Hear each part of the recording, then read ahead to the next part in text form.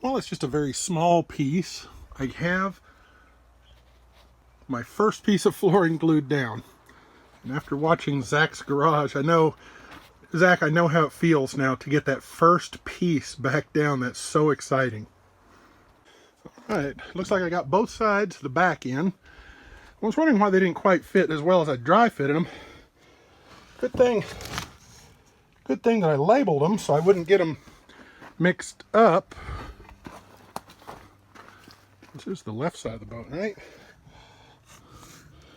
Right, that's the left side of the boat. Awesome. Well, good thing they weren't off by too much. Okay, getting this ready to go in, so noise alert.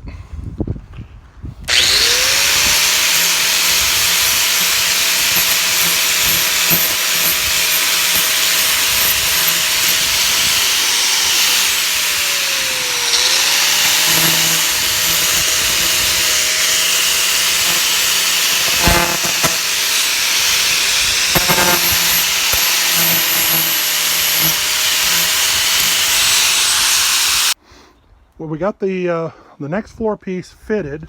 Got the holes cut for the hatches so the fuel can come up through there. And so now we're waiting on the neoprene so we can strap down the tank underneath.